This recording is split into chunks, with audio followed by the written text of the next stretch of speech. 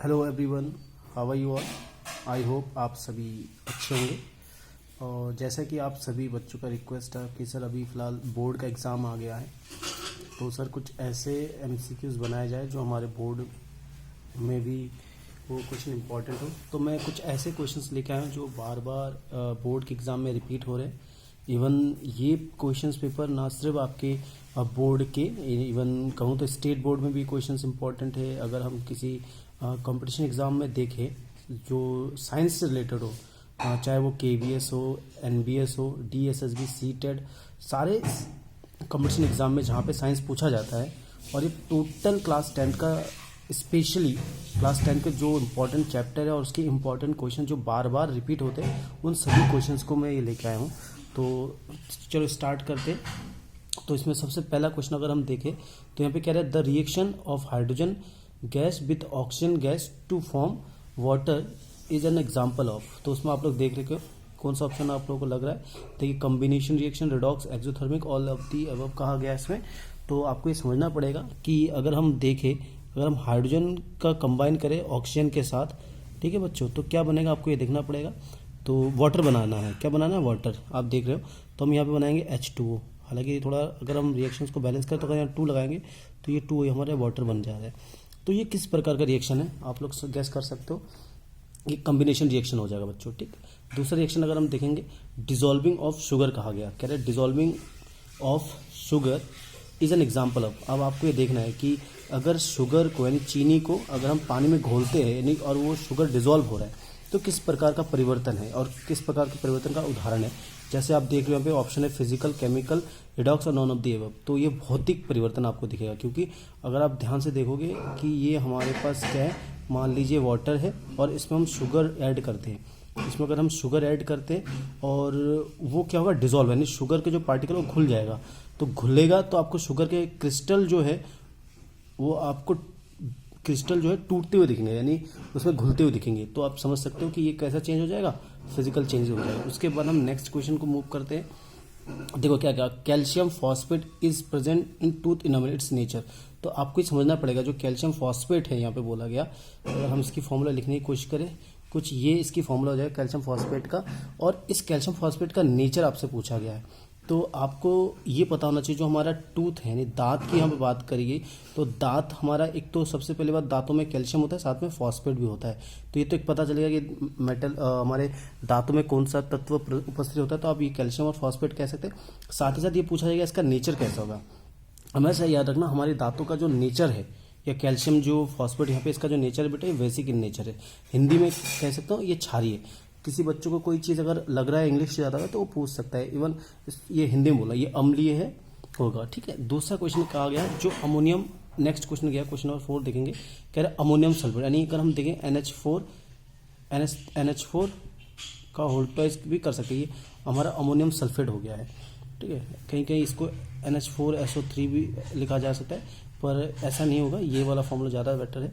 Ammonium sulphate कहा गया, NH4SO3 कर सकते, SO4 कर सकते। तो देखिए ये अमोनियम सल्फेट की बात पूछा गया कि अमोनियम सल्फेट कैसा नेचर का है।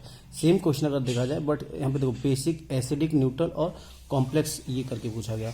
तो आपको पता चलना है, आपको ये सोचना पड़ेगा क्या हो सकता है। तो मैं आपको सिंपली बता दूं, ये बेसिक सॉल्ट है। बेसिक का मतलब क्षारीय है। क्षारीय एक होता है, हिंदी मीडियम वाले बच्चे कहते हैं अम्ल और क्षार, तो बेटा क्षारीय है। जिस किसी बच्चों को ये अम्ल और क्षार को अच्छे समझना है वो मेरे से क्वेश्चन पूछ सकता है, अलग से कमेंट कर सकता है। जिस टर्म को आपको लगता है डिफिकल्ट, मैं उसके लिए अलग से वीडियो बनाऊंगा। मैं बस ये पेपर इसलिए आपको बता रहा हूँ, ये आपका सीधा सीधा कह सकते हो NTSC की एग्ज़ाम में ऐसे क्वेश्चन रिपीट होते हैं और ये आते भी हैं। दूसरी बात, अगर आप कोई भी साइंस के एग्ज़ाम, अगर अभी देखो CBSE की बोर्ड एग्ज़ाम आने वाला है, स्टेट बोर्ड होगा, तो आजकल अगर आप CBSE बोर्ड को अगर हम देखें तो ज़्यादातर क्वेश्चन MCQs, और जब कोरोना था तो कोरोना में भी पार्ट टर्म 1 में पूरा ही MCQs बेस्ड था। तो इसलिए यहाँ पे ज़्यादातर मैं MCQ बेस्ड एक समरी टाइप का मैं आपको एक्सप्लेन कर रहा हूँ। चलिए, तो नेक्स्ट क्वेश्चन देखें, यहाँ पे कहा गया which is the least conductor of heat. आपको ढूंढना है लीस्ट कहा गया, नहीं सबसे कम ताप की चालकता कहा गया, यानी कि इन हमें यहाँ पे 4 ऑप्शन दिया गया, लेड, गोल्ड, प्लेटिनम, सिल्वर। इन चारों में से किसमें सबसे कम ताप का चालन होता है, यानी ताप क्या होता है, कंडक्ट करता है। तो आपको ये देखना पड़ेगा। तो आपको जैसा कि आपको अगर मैं आंसर बता दूं तो मैं बता सकता हूँ, लेकिन आपको देखना पड़ेगा। देखो गोल्ड, प्लेटिनम और सिल्वर ये वो एलिमेंट है जिसमें अच्छा चालकता दिखाती है। ये मतलब बेस्ट है कह सकते हैं। इसमें अगर हम देखा जाए हीट का कंडक्टेंस इसमें ज़्यादा था, लेकिन लेड एक मात्र एक ऑप्शन है उसमें क्या इसकी चालकता बहुत ना के बराबर होता है। नेक्स्ट ऑप्शन पूछा गया, नेक्स्ट क्वेश्चन कहा गया मेटल हैव, यहाँ पे फिल इन द ब्लैंक से number of electron in the outermost shell. किसी भी मेटल के आउटर मोस्ट शेल में कितने इलेक्ट्रॉन हो तो वो आपको पता करना पड़ेगा।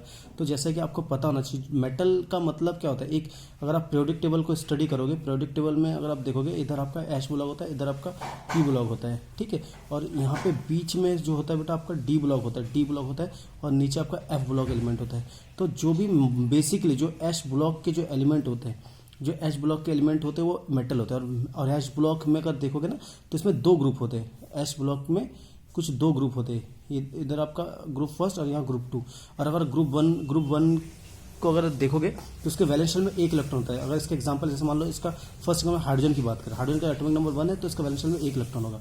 इसी के नीचे जो भी हाइड्रोजन के बाद जो लिथियम आएगा या वटेवर सोडियम आए या जो भी आए उसमें अगर आप स्टडी करोगे तो उसके वैलेंस शेल में एक इलेक्ट्रॉन होगा। और चूंकि मेटल है इधर अगर आओगे तो आपको इधर वेलियम मिलेगा, मैग्नीशियम मिलेगा, तो इनके वैलेंस शेल में 2 इलेक्ट्रॉन मिलेगा। तो सिंपली आप इस तरह से देख सकते हैं कि जो मेटल अगर है तो उसके नंबर ऑफ मेटल के पास कितना इलेक्ट्रॉन उसके आउटर मोस्ट शेल में होगा। आउटर मोस्ट शेल का बैलेंस में लास्ट का सेल, ये जो कहा गया ना आउटर मोस्ट शेल, इसी को ही वैलेंस शेल भी कहा जाता है। तो बेटा इसका आंसर होगा 1 से 3 होगा, ठीक है।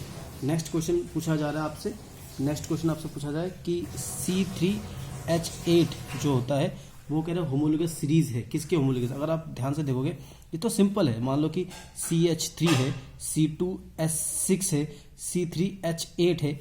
अगर आप ध्यान से देखो C4 है तो H क्या होगा 8 10 हो जाए, यानी कि 2 का इंक्रीमेंट हो रहा है। क्या हो रहा है 2 हाइड्रोजन संख्या बढ़ रहा है। तो ये किसका हो सकता है बेटा, एक इसे होमोलोगस सीरीज तो है, 2 नंबर ऑफ बढ़ रहा है, सर 2 नंबर के साथ इसमें इंक्रीज हो रहा है। CH2 यहाँ पे बढ़ रहा है ध्यान से देखा जाए तो ये किसका, ये एल्केन का है। क्या है इस एल्केन का, ऑप्शन देख लेते हैं।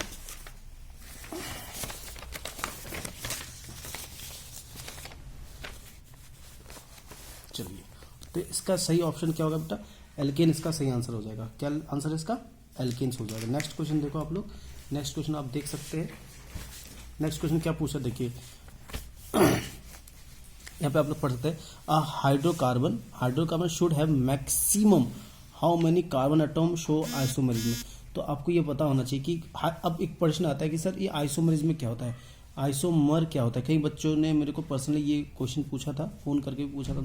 तो आइसोमर क्या होता है, सिंपली आप कह सकते हो आइसोमर को इस तरह से समझ सकते हो। आइसोमर है सेम, आइसो का मतलब होता है सेम, और मर का मतलब हम यहाँ पे मॉलिक्यूलर फार्मूला की बात कर रहे हैं, यानी हम कह सकते हैं सेम मॉलिक्यूलर फार्मूला। हम क्या कहेंगे, सेम मॉलिक्यूलर फार्मूला, बट उसके स्ट्रक्चर क्या होगा, बट उसका स्ट्रक्चर क्या होगा, डिफरेंट होगा। हिंदी में बात करूं, जो बच्चा हिंदी मीडियम से वो समझे कि आइसोमर को हिंदी में कहते हैं समवायिकता, कहते हैं समवायिकता, ऐसा कहा जाता है। समवायिकता क्या होता है कि हम कह सकते हैं वहाँ यौगिक जिनमें क्या होता है अणुसूत्र समान होता है परंतु संरचना सूत्र भिन्न भिन्न होते हैं।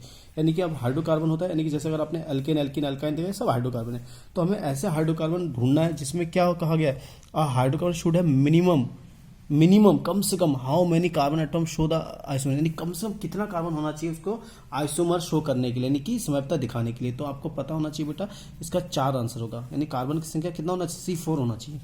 उसके बाद क्या कहा गया, ये सब आपके कई बच्चों के ये सब क्वेश्चन देखना चाहिए, कई बार आए हैं NTS एग्जाम में। मैंने इस तरीके के क्वेश्चन स्टडी करा है, इसके बेस पे मैंने ये पेपर सेट किया ताकि आप लोगों को थोड़ा ऐसे हेल्प मिल जाए।